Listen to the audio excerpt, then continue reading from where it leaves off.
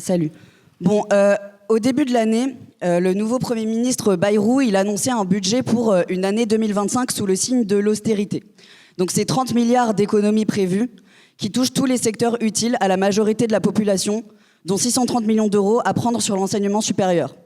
Quand 60 sur 75 universités sont déjà en déficit en France et que la plupart des étudiants peinent à financer leurs études, se trouvant souvent dans l'obligation de prendre un job étudiant en plus de suivre des cours.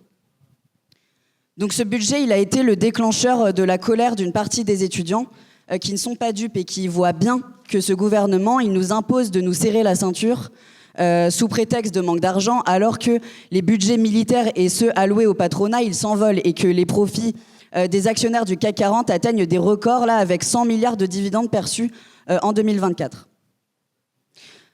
On ne peut qu'être conscient des conséquences dramatiques sur l'accès à l'éducation de ces nouvelles coupes budgétaires qui s'ajoutent aux mesures de tri social qui se sont multipliées ces dernières décennies, menées par des gouvernements de droite comme de gauche. Face à cette énième offensive, nous nous sommes emparés de ces questions qui nous concernent tous, donc en tant qu'étudiants, en organisant des assemblées générales et des rassemblements sur nos facs. D'abord à Rennes, à la mi-janvier, avec quelques centaines d'étudiants rejoints par une partie du personnel mobilisé. Et puis les AG, elles se sont progressivement multipliées à Brest et à Nantes, et puis à Bordeaux ou encore à Lille, Nanterre, Paris, Caen, Angers, Toulouse, Poitiers. Et c'est comme ça que la mobilisation, elle s'est construite, indépendamment des présidences d'universités qui, loin d'être des alliés, ont fait semblant, en fait, en décembre, de s'offusquer contre le budget, mais avant de vite se résoudre à voter toutes les mesures prévues.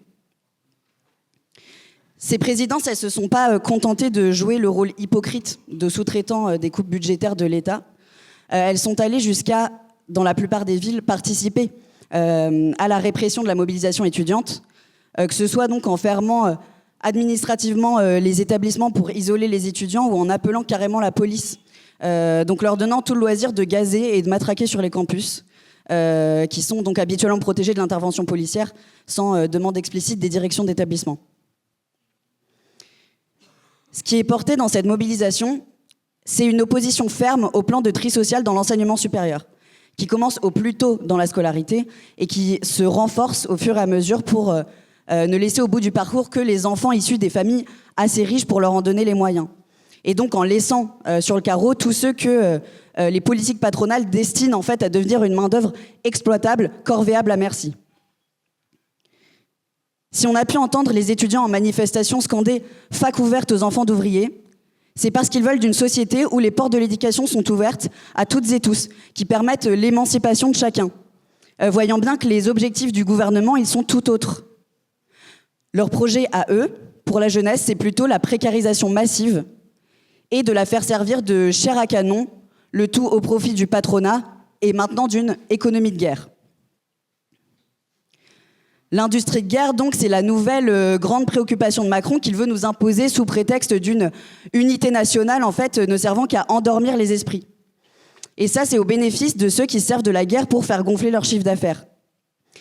Et donc, on passe de pas d'argent pour l'enseignement à 800 milliards de budget pour l'armée européenne. Les priorités des politiciens bourgeois, elles sont claires. Les jeunes devront d'abord considérer le service militaire avant de songer à s'offrir une éducation. Au travers de la presse, c'est la valse des sondages qui commence. Les jeunes sont-ils prêts à travailler plus tôt, à recommencer le service militaire, à mourir pour la patrie ? En fait, certainement pas. Et la jeunesse qui refuse de marcher au pas, elle doit opposer une contestation d'ampleur à un gouvernement va-t-en-guerre qui veut la sacrifier. Nous, au NPA Jeunes Révolutionnaires, on cherche à établir un rapport de force au travers de la mobilisation qui est une nécessité afin d'arracher nos revendications. Et ça veut dire aussi mener une politique en conséquence. Ça veut dire donc, puisque c'est en nombre que nous sommes le plus fort, convaincre au sein des facs le maximum d'étudiants et de personnel de rejoindre la mobilisation, de venir s'organiser en assemblée générale et de se saisir de ces questions politiques qui nous concernent tous.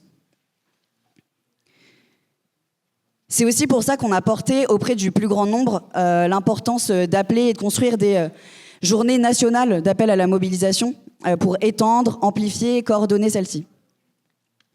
C'est donc à partir de l'AG de l'université de Rennes 2, donc là où l'agitation étudiante a commencé, que nous, on a proposé la date du 13 mars, du coup, comme journée nationale de mobilisation étudiante, à laquelle le 11 mars, appelé par les profs, s'est rajouté. Du coup, jeudi 13 mars, à Paris, la manifestation, elle a réuni 1 millier de personnes dans son cortège. À Rouen, à Lille et à Rennes, on comptait des cortèges de 300 personnes et dans plusieurs autres villes, c'est des rassemblements et d'autres actions de mobilisation qui ont eu lieu. Et d'ores et déjà, on réfléchit aux suites. L'intersyndicale des profs et des personnels appelle à la mobilisation le 27 mars et nous, on y sera. Ce qu'on a en tête, c'est que quand une mobilisation étudiante prend de l'ampleur, elle a la capacité, donc non seulement d'imposer ses propres revendications, mais aussi d'aller bien plus loin que les seules revendications étudiantes. Elle peut déborder des écoles et des facs pour aller attiser la colère qui existe dans l'ensemble de la société, sans illusion quant au rôle des instances décisionnaires de la bourgeoisie lorsqu'il s'agit d'améliorer nos vies. Cette mobilisation d'étudiants, elle montre bien au patronat et à son gouvernement que la jeunesse, elle ne se laisse pas faire. Et c'est cette même jeunesse, d'ailleurs, qui refuse le génocide en Palestine, qui a cherché à exprimer sa solidarité internationale partout en France. Elle a fait entendre son indignation contre ses propres dirigeants, instigateurs de massacres et de guerres, des dirigeants envers lesquels elle n'a aucune confiance.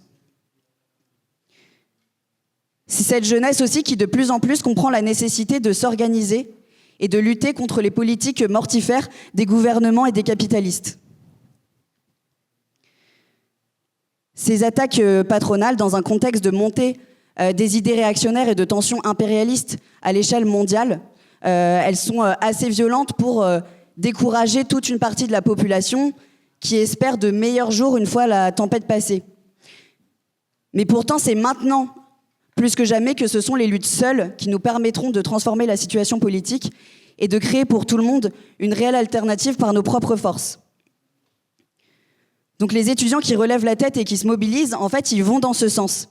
Et ils font un premier pas dans la construction d'une riposte qui pourrait nous donner le moyen d'infliger, une bonne fois pour toutes, une défaite à Macron et au patronat qu'il sert.